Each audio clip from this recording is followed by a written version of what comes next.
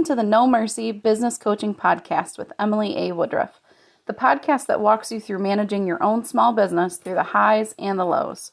We'll talk with small business owners from all over the U.S. and share insights on how to help manage your business without the extra fluff and connect with other women just like you. Let's dive in. So today I want to talk to you guys about how to use your smartphone for your business. A lot of people think that they know what they're doing. And as a photographer, I tend to disagree. But I do know that most phones today have really great specs and are very capable of doing things that we need on a small business scale. My camera on my phone is like a 42 megapixel camera, which when I first started doing photography, that was like a professional camera. You can, that's real. So I don't want to shy away from it. I believe that smartphones have a place in the business. Smartphone photography has a place in the business world, and I believe that there is a place for professional photography to still, be utilized in certain ways, like for branding sessions and for headshots and for your marketing materials. Like if you were going to print something, if you're going to have flyers and handouts, brochures, things of the like, if you're going to display things on your website, I would definitely say that you should utilize a professional company. But for your day-to-day things, your behind the scenes, your an introduction of a new product, I think a smartphone is totally fine. So I am going to share with you today 12 tips on how to use your smartphone better for photography.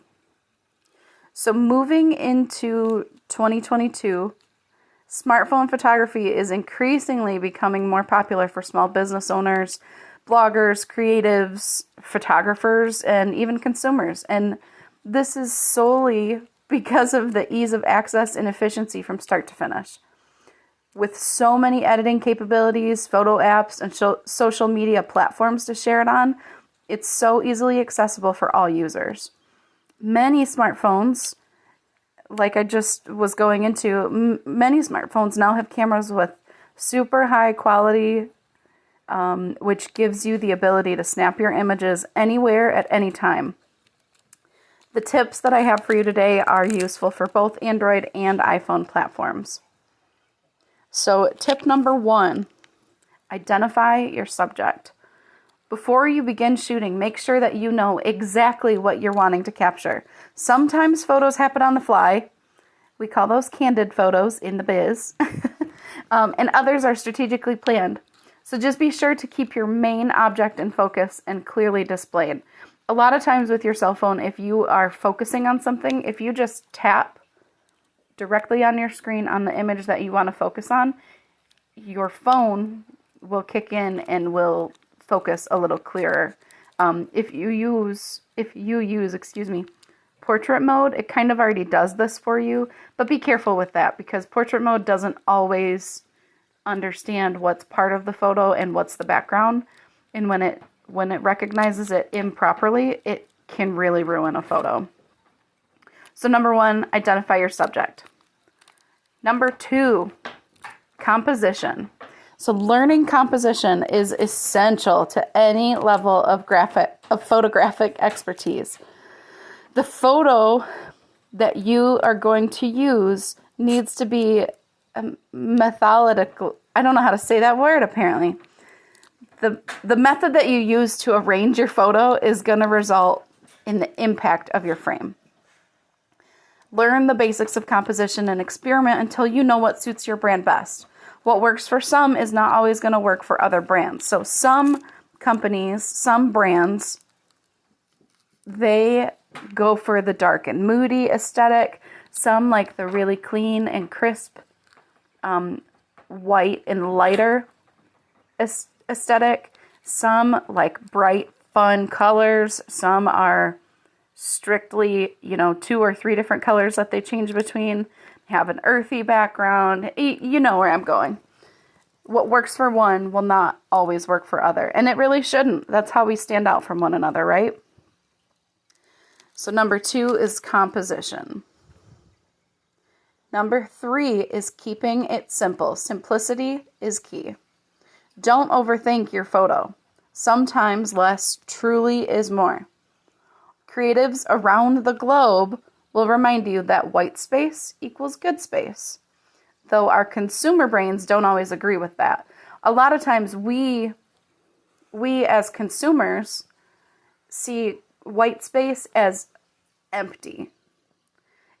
You know, it brings me back to being a student through high school and college, that you have to fill this quota, you have to fill all of these pages, you have to make sure that everything is done as best as it possibly can, you know, to its fullest degree, and leave no room for anything else.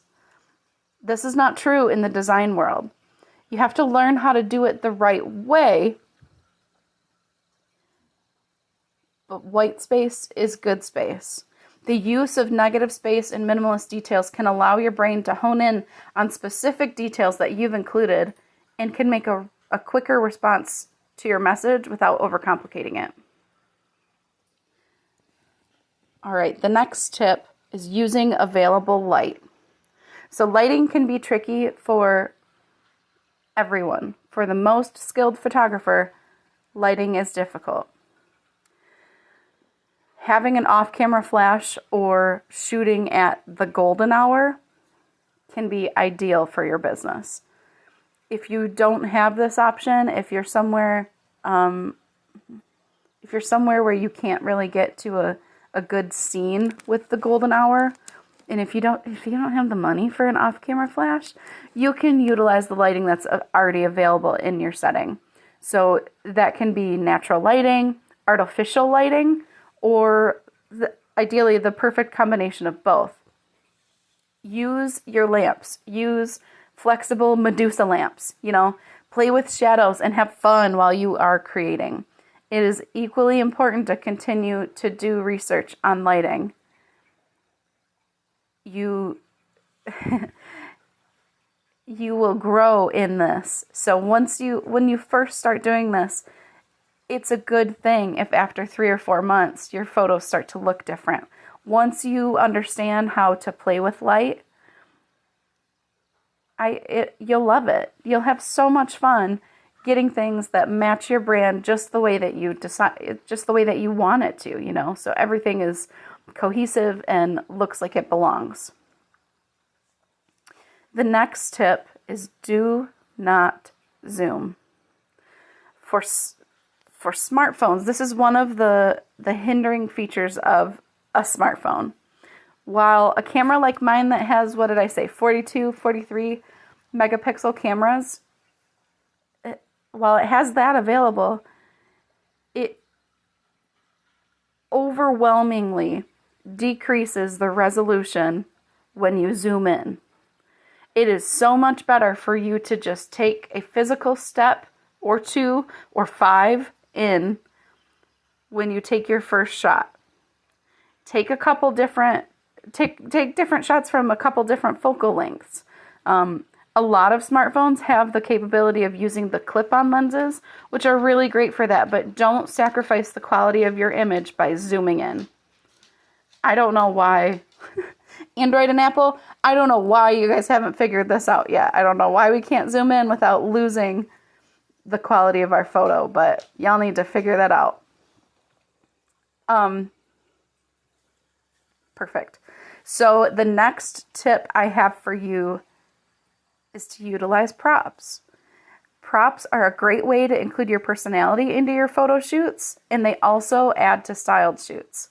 Be sure to pay attention to your surroundings and look for things like outlets, cords, animals doing silly things in the background. Like you guys have all seen the wedding photos where there's a dog doing its business off to the right.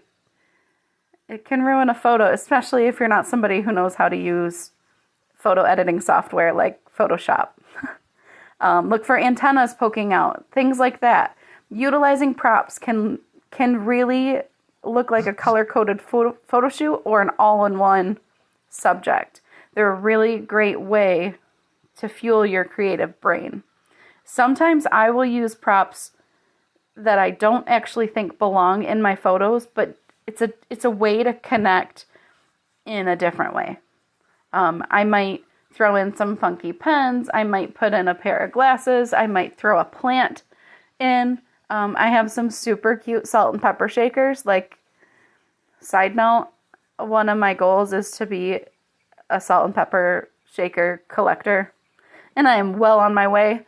So I will sometimes use those as little side props just because they have a little pop of color, or they're seasonal. Like, I have a pair of llamas and I have a pumpkin pie set, and I mean, how cute, you know? And I also have tons of plants, and I use them in my stock photos frequently.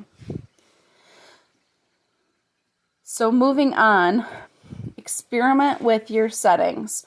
Don't just live in auto. Most smartphones have an advanced tab nowadays that allows you to manipulate the starting point for your photos. If your phone doesn't come with this, don't worry. There are tons and tons available for free in the app stores that you should start to utilize.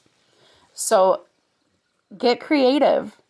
Learn how much tint you want on your photo. Learn how much contrast you want on a photo.